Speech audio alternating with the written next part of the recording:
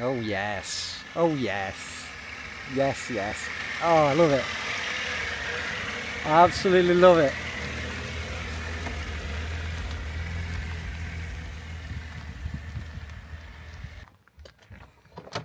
How is it, mate? It is. That 224. Back to the 90s.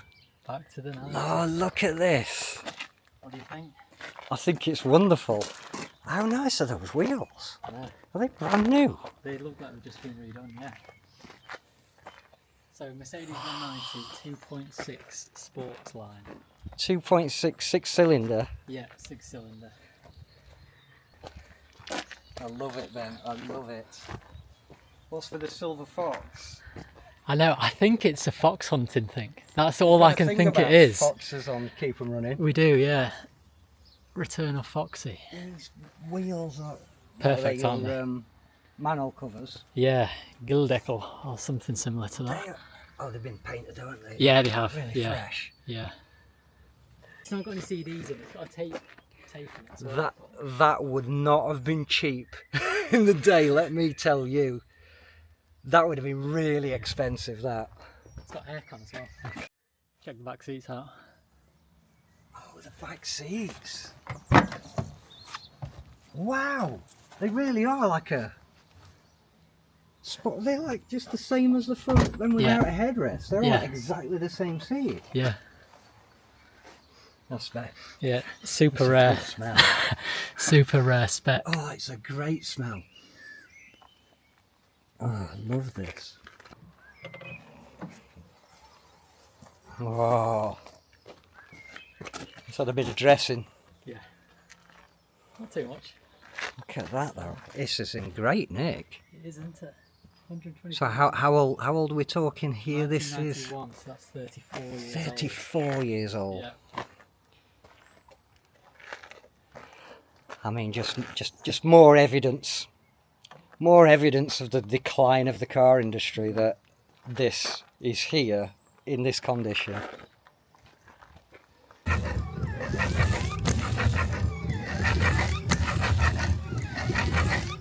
"34 years old." Let's just record this sound. Oh, Isn't that just? why can't doors be like that anymore? Yeah. Where did that go to?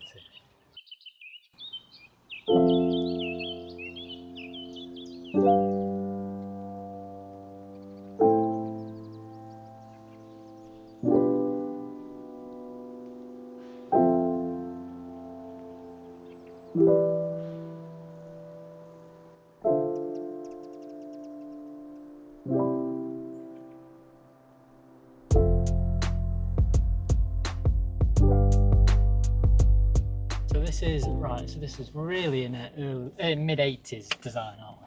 This is. Yeah, when did they come out? I think 84. I think they had an 11-year run. That feels about right. Which ended in 93, I think. So yeah, this is early 80s. It does feel like they were around longer than that. I mean, they were really quite a dominant car. Oh, I had such a nice moment on the way over here. I was driving through Baslow, and there was a E30 320i coming the other way. We didn't wave, we just pointed at each other and we were just like grinning away.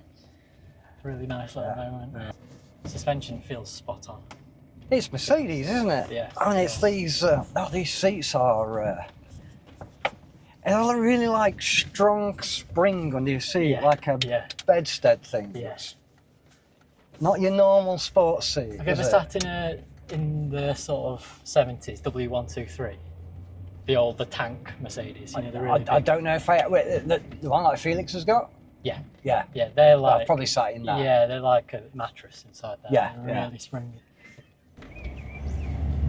It was always the thing that surprised me about Mercedes when you got in them. This era Mercedes is that that's one of its characteristics. You know, like Citroen, it was its suspension and all of that. All of these car brands had their unique sort of qualities. Yeah. Rather than this sort of totally generic, and not as good as any of them that we have now. It's sort of generic, bland sameness, and nothing of note. Yeah, precisely.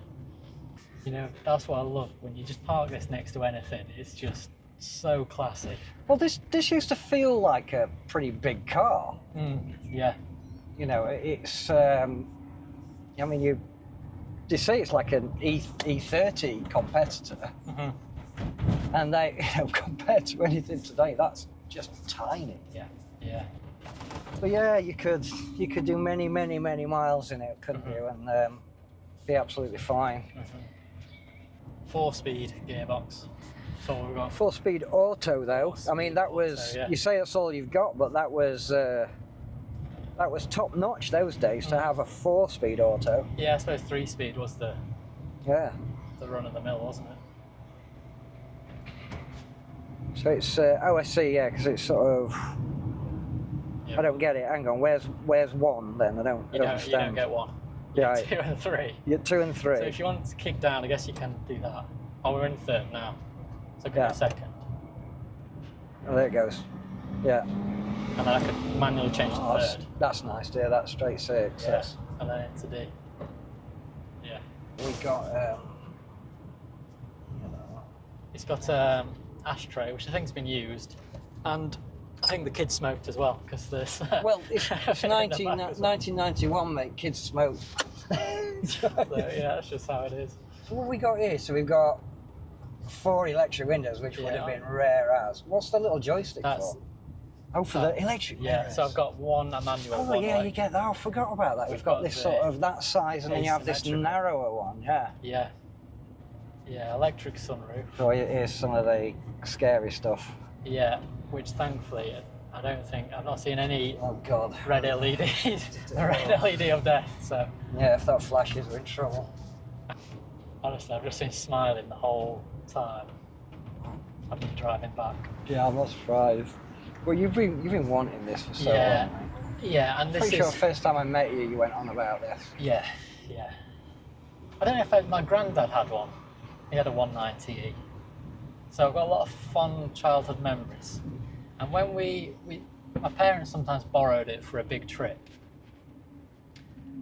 And whenever we borrowed it, it always felt special, because I think we always had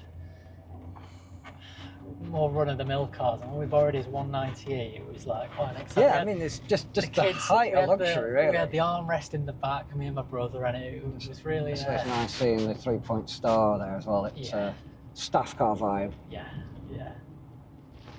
And actually, one time when my granddad was at our house, I was out playing on the driveway, running around, not looking where I was going, and I ran into the back of his 190E, broke my tooth.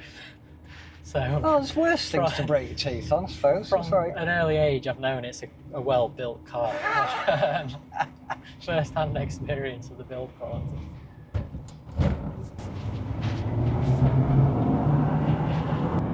That straight 6 is really smooth. That's just smoother than a BMW straight 6. So it's the. I think I've just blasphemed, by the way, by saying that, but I think it is. It's the M103, so same as what was in the sort of E-Class at the time. So I've not even driven it with this closed yet. I don't see what it's how. I mean, that works. Yeah. Itself is phenomenal. It's got tilt as well. Is it that way? There we go. Yeah. There's not many creaks. It's so good. I mean, the suspension is just. I gotta say again, it's there's a conspiracy, man. I mean, the Germans were making cars too good, and for some reason, they held back. This is obvious here. With this, with the Boxster, it's like... If you picked up an early 2000 C-Class Mercedes and put it out the side of this, 120,000 miler, it will be very obvious. It won't be here. I mean, there's bloody C-Class... Right. Sorry. Yeah, exactly. You don't see any of them. You're all right this way. Yeah. You don't see any of those C-Classes at all. No. Oh, the worst era, and what are they? It's 10 years after this, isn't it? And that's the worst era. Yeah, it's probably a grouse to left here. Yeah. Do you know, grouse? I heard this. It sounds true. I don't know if it is, but grouse stay low to the ground and run on the ground, because they know if they fly, they've evolved, so if they fly, they know they're going to get shot at. Really? It could be made up, but that's what I heard. So grouse often will stay on the ground and run. That's how evolution works, isn't it? Yeah. But clearly not in cars. It seems as though devolution is what's occurred. Yeah, this is another example, isn't it? Yeah, it really is. The quality of this thing.